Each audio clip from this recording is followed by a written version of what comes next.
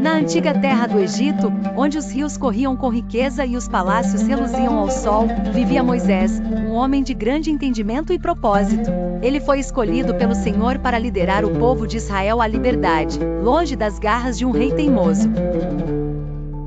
Moisés não estava só. Carregava consigo uma missão sagrada que desafiaria o poderoso Faraó. Certo dia, o Senhor falou a Moisés, ordenando que voltasse ao palácio do Faraó. A mensagem era clara e urgente: deixa ir o meu povo, para que me sirva.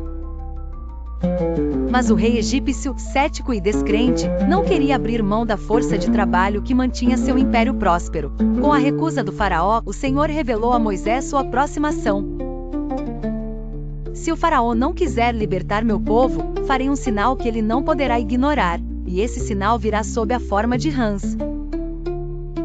E assim Moisés voltou ao palácio, armado não com espadas, mas com palavras e fé. Ele enfrentou o rei e disse: assim diz o Senhor, deixa ir o meu povo, ou o Egito será invadido por rãs. Nas margens do grande rio Nilo, as águas começaram a ferver com vida.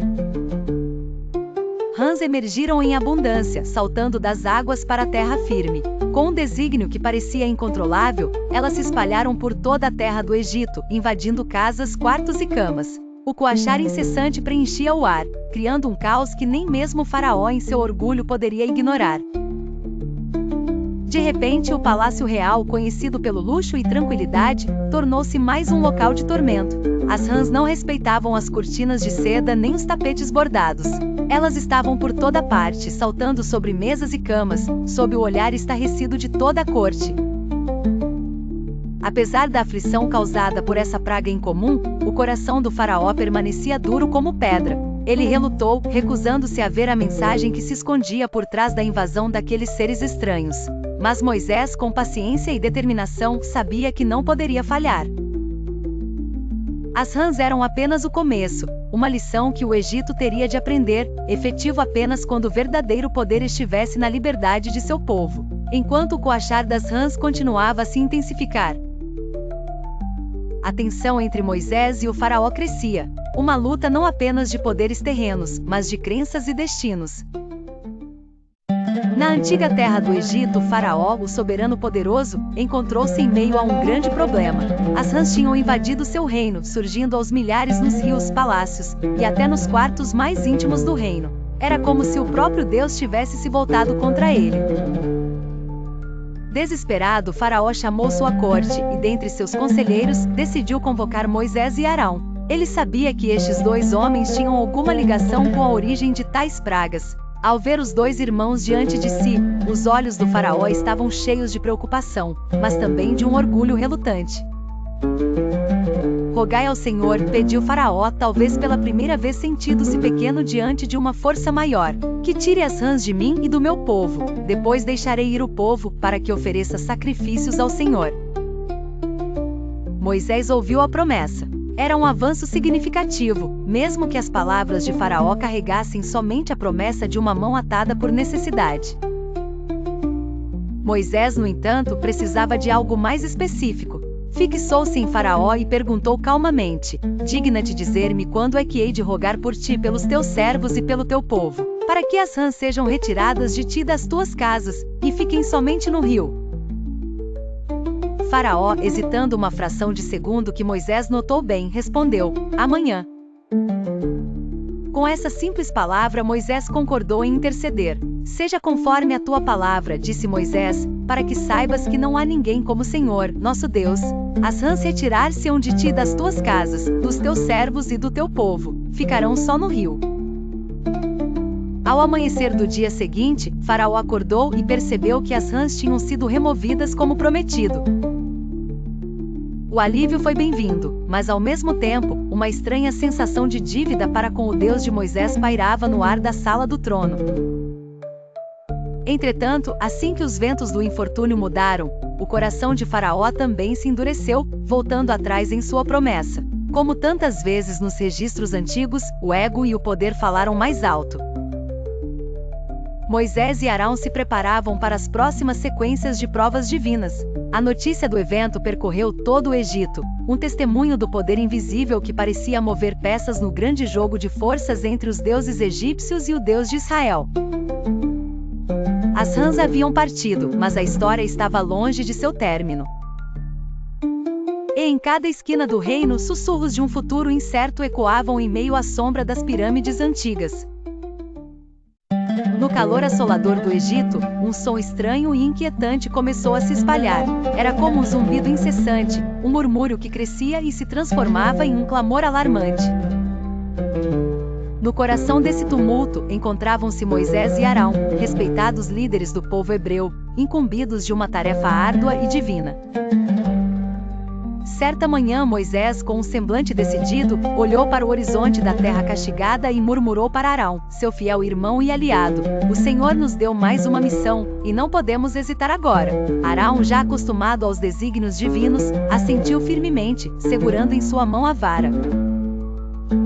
"Estende a tua vara", Arão ordenou Moisés, sua voz cortando o ar como uma lâmina. Arão obedeceu sem hesitação. Seus movimentos eram precisos, quase coreografados pelo destino. A vara tocou o pó da terra, e em um instante, o chão antes inerte ganhou vida.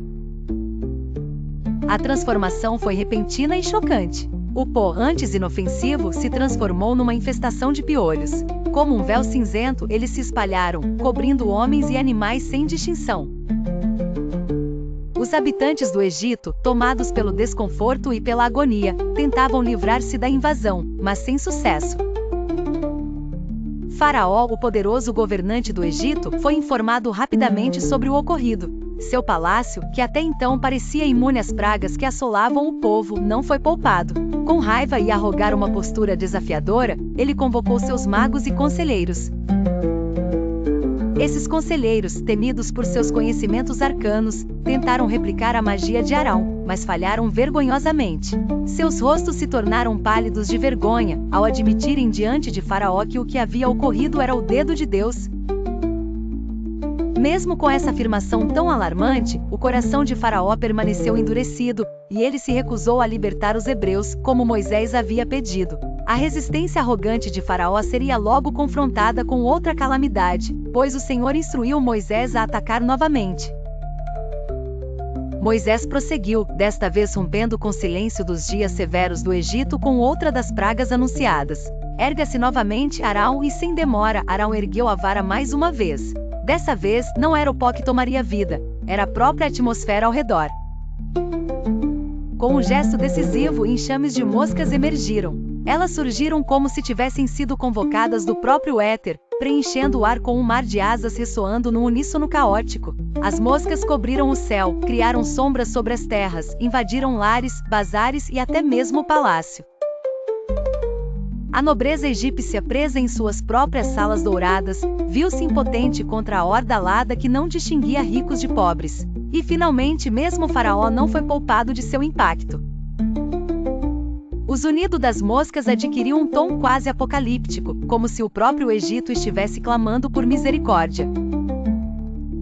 "Deixe-nos ir para a liberdade", propunha Moisés pela enésima vez, sua voz ressoando entre o caos, enquanto observava o semblante impassível de Faraó que, mesmo diante de tamanha calamidade, permanecia inflexível. Essas emanações, piolhos e moscas, não eram apenas um castigo, mas um símbolo de uma luta entre poder humano e divino, entre a rigidez do coração de um homem e a vontade inexorável do Senhor. Era apenas uma questão de tempo até que o equilíbrio divino prevalecesse. Moisés e Arão estavam diante do faraó, prontos para mais uma rodada de negociações tensas e decisivas. O faraó, pressionado pela praga de moscas que assolava seu reino, começava a ceder, mesmo que com relutância. "Ide, e ofereceis sacrifícios ao vosso Deus nesta terra", disse Faraó, tentando encontrar uma solução que não lhe prejudicasse tanto. Moisés, firme em sua posição e consciente das instruções divinas, respondeu com respeito, mas com determinação. "Não convém que assim se faça, porque é abominação aos egípcios o que havemos de oferecer ao Senhor nosso Deus. Se oferecermos abominação aos olhos dos egípcios, não nos apedrejarão eles?" O faraó parou por um momento, ponderando a resposta de Moisés.